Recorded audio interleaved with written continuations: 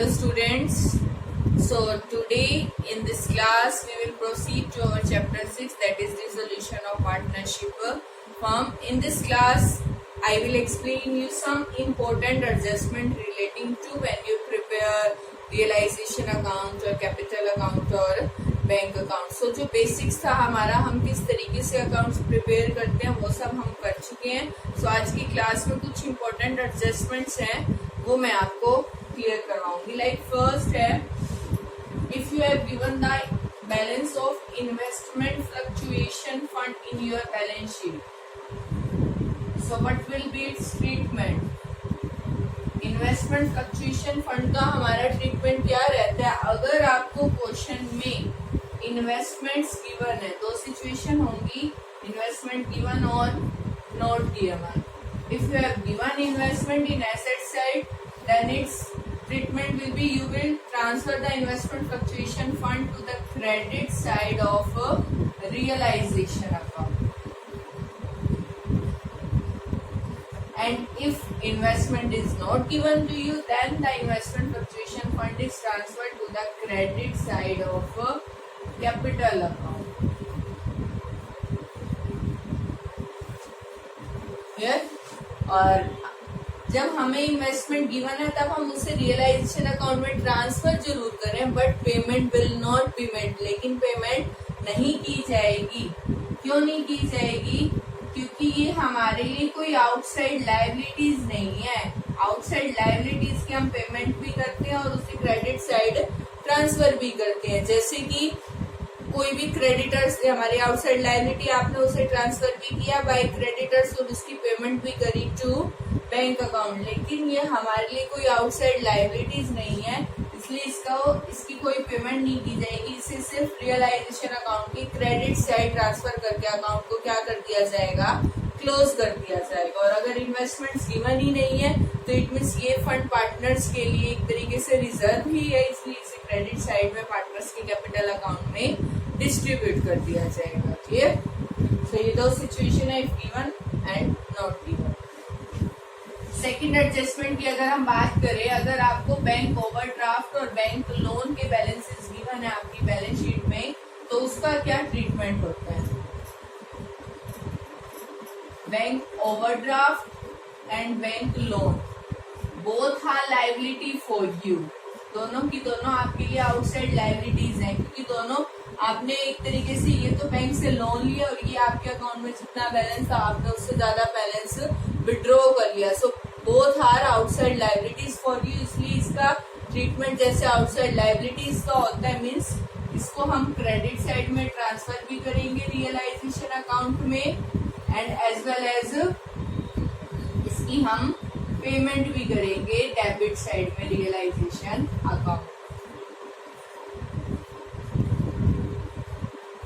So it means इसका treatment आपको बाकी एसेट्स की तरह ही करना है. क्रेडिट साइड की रियलाइजेशन अकाउंट में ट्रांसफर करके इस अकाउंट को आपको क्लोज भी करना है. लाइकवाइज पेमेंट भी करनी है हमारी डेबिट साइड में. इट मीन्स इनका अलग से लोन प्रिपेयर नहीं किया जाएगा. लेकिन अगर पार्टनर का लोन अकाउंट गिवन है तो आप पार्टनर लोन अकाउंट प्रिपेयर करके उसकी पेमेंट करोगे. लेकिन बैंक लोन है, बैंक लोन आउटसाइड लायबिलिटी है, इसलिए आप इसकी पेमेंट भी कर दोगे. लाइकवाइज पार्टनर की वाइफ का लोन है, वो भी आपके लिए आउटसाइड लायबिलिटीज है, इसलिए आप उसे ट्रांसफर भी करोगे रियलाइजेशन अकाउंट में और उसकी पेमेंट भी करोगे.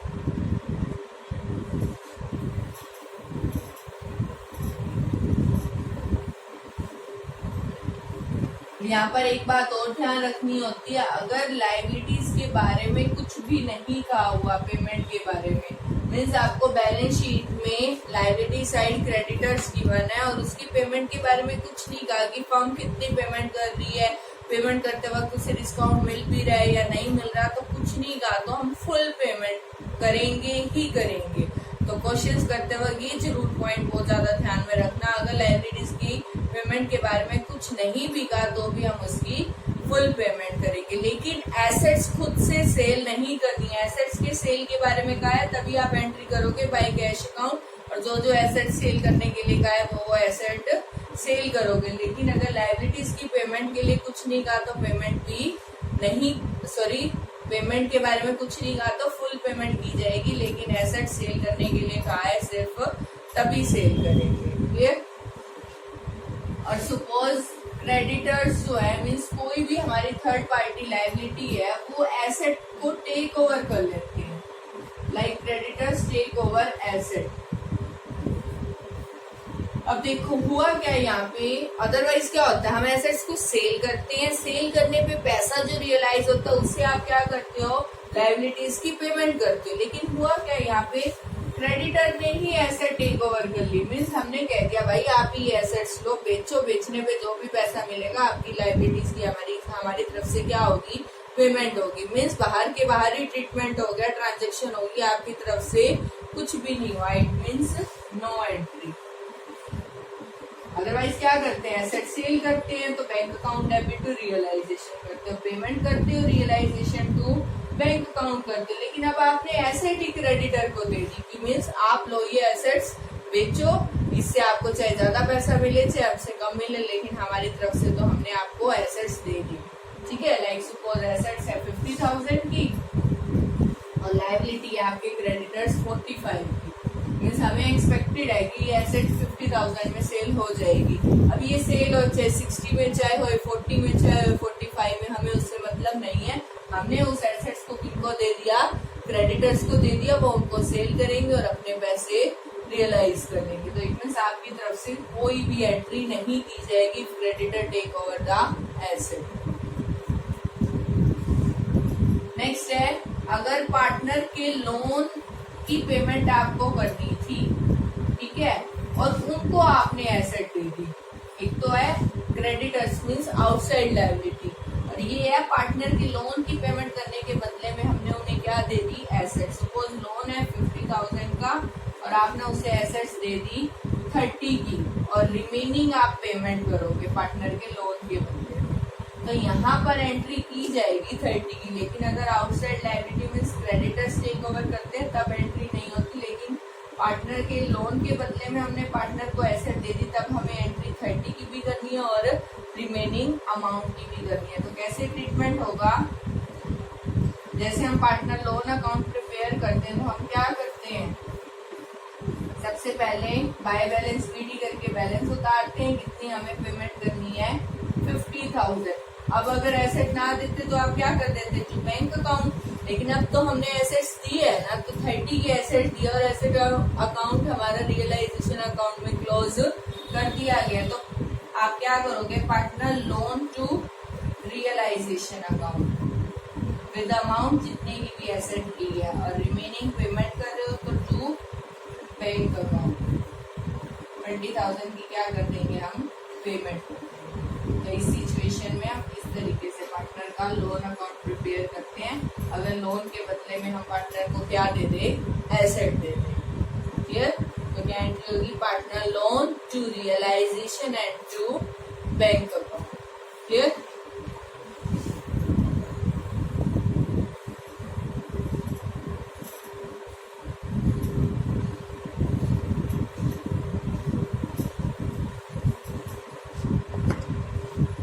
नेक्स्ट है, bill discounted from bank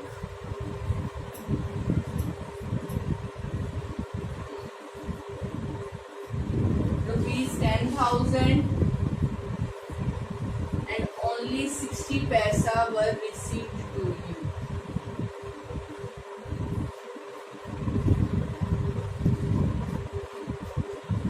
means हमने बिल को बैंक से डिस्काउंट करवाया होगा कुछ मंथ्स पहले और वो उस बिल की अमाउंट थी 10,000 और उस बिल के बदले में हमें ड्रॉई से सिर्फ कितनी रुपी रिसीव हो रही है, 60 पैसा पर रुपी।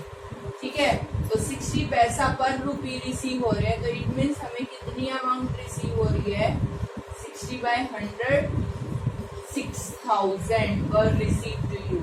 लेकिन आपने बिल बैंक से डिस्काउंट करवाया था तो इट मीन्स आपको तो बैंक को कितनी अमाउंट रिफंड करनी पड़ेगी, कंप्लीट 10,000, लेकिन रिसीव सिर्फ कितना हो रहा है 6,000। तो जब आप रियलाइजेशन अकाउंट प्रिपेयर करोगे तो हमें क्या ट्रीटमेंट करना है, आपको रिसीव तो सिर्फ कितने हो रहे हैं 6,000, सो बाय बैंक अकाउंट तो सिर्फ आप कितनी अमाउंट करोगे 6,000, लेकिन आपको पेमेंट कंप्लीट करनी पड़ रही है, सो पेमेंट की कंप्लीट 10,000 की एंट्री करोगे realisation to bank account. So 2 entries are made, bank account debit to realisation with amount 6,000 and realisation account debit to bank account 10,000। So ये 2 एंट्रीज की जाएगी, क्योंकि बैंक को तो हमें कंप्लीट पेमेंट करनी होती है, बेशक ब्रो से हमें कितने भी अमाउंट मिल रहा हो, whether you receive 6,000, 5,000 or 4,000. Next है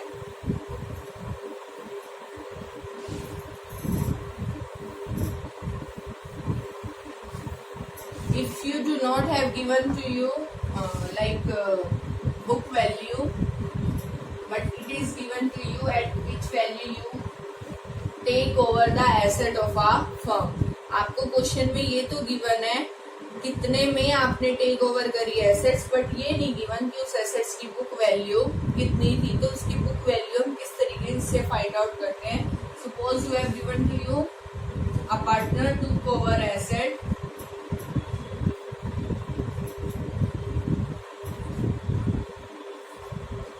at rupees 8,000.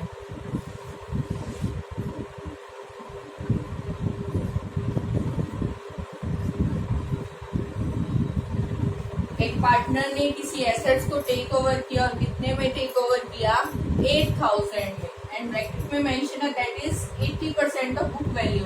मीन्स जितने में भी हमने टेक ओवर करे ये बुक वैल्यू का कितना परसेंट है, 80% है। तो यहाँ पर हम लेट कर लेंगे कि बुक वैल्यू कितनी है, 100 है। So let book value 100। तो टेक ओवर कितने में की है, 80 में टेक ओवर की है। क्लियर। तो हमें यहाँ भी पता है कितने में टेक ओवर किया, तो यहाँ से उसकी क्या निकाल लेंगे, बुक वैल्यू निकाल लेंगे। So if take over at 80, अगर टेक ओवर 80 में की है देन उसकी बुक वैल्यू कितनी है, 100। सो अगर टेक ओवर कितने में की है, 8,000 में की है, देन कितनी बुक वैल्यू होगी, 100/80 मल्टीप्लाई 8,000। तो यहाँ से पता लग गया कि 10,000 की एसेट्स की बुक वैल्यू थी, लेकिन उसको टेक ओवर कितने में किया था, 8,000 में से। क्योंकि 10,000 का अब आप 80% करोगे तो क्या आएगा, 8,000 ही तो आएगा। तो इस तरीके से अगर आपको कितने में टेक ओवर किया वो वैल्यू गिवन है, लेकिन उसकी बुक वैल्यू नहीं गिवन, तो बुक वैल्यू को इस तरीके से हम फाइंड आउट कर सकते हैं, क्योंकि बुक वैल्यू को हमने क्या मान लिया, 100 मान लिया, और जितने में टेक ओवर किया वो आपको गिवन है। सो इस तरीके से स्टेटमेंट की फॉर्म में नहीं भी निकालना तो सिंपल है हमारा तरीका, 8,000 मल्टीप्लाई बुक वैल्यू 100। जो चीज फाइंड आउट करते हैं हम न्यूमरेटर में रखते हैं, जो गिवन है वो डिनोमिनेटर में। तो यहाँ से भी ऑब्वियसली हमें पता चल जाता है कि उसकी बुक वैल्यू कितनी है, 10,000 है। यहाँ कह रखा होता अगर लेस देन 20% है तो इट तब भी वही मीनिंग क्या होता हमारा, कितने में टेक ओवर करी है, 80% में टेक ओवर करी है। तो जितने में भी टेक ओवर करी वो वैल्यू नीचे, और जो बुक वैल्यू को हम सपोज कर रहे हैं 100 वो हमें न्यूमरेटर में पुट करना है। सो इस तरीके से हमारी कुछ एडजस्टमेंट्स हैं। एक और हमारी एडजस्टमेंट है यहाँ पर, अभी मैंने आपको कहा था अगर कोई पार्टनर एसेट को टेक ओवर कर लेता है, like it is mentioned in the question that furniture take over by B, B ने किसी एसेट को टेक ओवर किया, देन जनरल एंट्री हम क्या करते हैं, partner capital to realisation account, means B's capital to realisation account. लेकिन अगर आपको इसके प्लेस पे क्या मेंशन हो, furniture take over by B for cash, for cash का मीनिंग क्या है यहाँ पे, मीन्स बी ने टेक ओवर किया कैश में। कहने का मतलब हमने सिर्फ बी को ये रिस्पॉन्सिबिलिटी दी थी कि आप इसको सेल करा और जो भी कैश रियलाइज होगा वो फर्म को वापस कर देना। एक तो है कि उसी को हमने एसेट्स दे दी, एक है वो कैश में रियलाइज कर रहा है, मीन्स जो भी पैसा मिलेगा वो फर्म को वापस करे, तो इट मीन्स फर्म में पैसा आ रहा है। तो cash account debit to realisation account. यहाँ तो पार्टनर ने ही टेक ओवर कर ली, यहाँ सिर्फ उसको रिस्पॉन्सिबिलिटी दी गई है उसको सेल करने की, और जो भी पैसा मिल रहा है वो फर्म में रिफंड कर रहा है, तो फर्म में एक तरीके से पैसा आ रहा है। तो इट मीन्स एसेट्स को सेल करने की जो एंट्री होती है वही जनरल एंट्री रहेगी हमारी, और सिर्फ टेक ओवर किया हो तो बीस कैपिटल टू रियलाइजेशन, और यहाँ पर cash account debit to realisation account. Clear? So ये थी हमारी कुछ इम्पोर्टेंट एडजस्टमेंट। इन सब इम्पोर्टेंट एडजस्टमेंट्स को करने के बाद आप काफी इजीली अपने सभी क्वेश्चंस इस चैप्टर के कर सकते हो।